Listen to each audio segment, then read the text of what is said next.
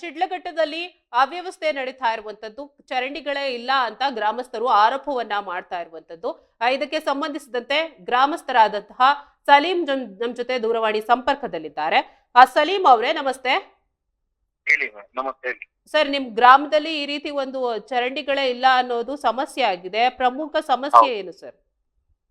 ಪ್ರಮುಖ ಸಮಸ್ಯೆ ಅದೇ ಮೇಡಮ್, ಚರಂಡಿ ವ್ಯವಸ್ಥೆ ಇಲ್ಲ.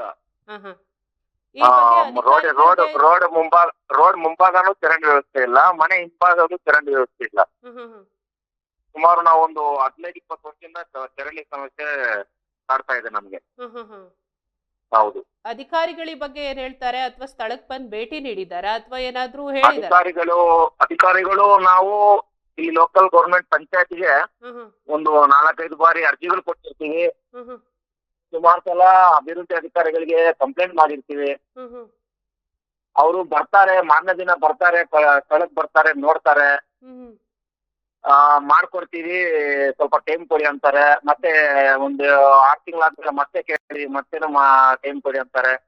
ಮತ್ತೆ ನಾಳೆನೆ ಕೆಲಸ ಸ್ಟಾರ್ಟ್ ಮಾಡ್ತೀವಿ ಅಂತಾರೆ. ಅಧ್ಯಕ್ಷರಿಗೆ ಹೇಳಿರ್ತೀವಿ, ಮತ್ತೆ ಸದಸ್ಯರಿಗೂ ಹೇಳಿರ್ತೀವಿ. ಯಾವ್ದೇ ರೆಸ್ಪಾನ್ಸ್ ಇಲ್ಲ ಮೇಡಮ್. ಸ್ಥಳೀಯ ಜನಪ್ರತಿನಿಧಿಗಳಿಗೆ ಹೇಳಿದ್ರು ಕೂಡ ಯಾವುದೇ ರೀತಿ ರೆಸ್ಪಾನ್ಸ್ ಇಲ್ಲ ಅಲ್ಲಿ. ಇಲ್ಲ ಮೇಡಮ್, ಇಲ್ಲ. ಸರ್, ಧನ್ಯವಾದ.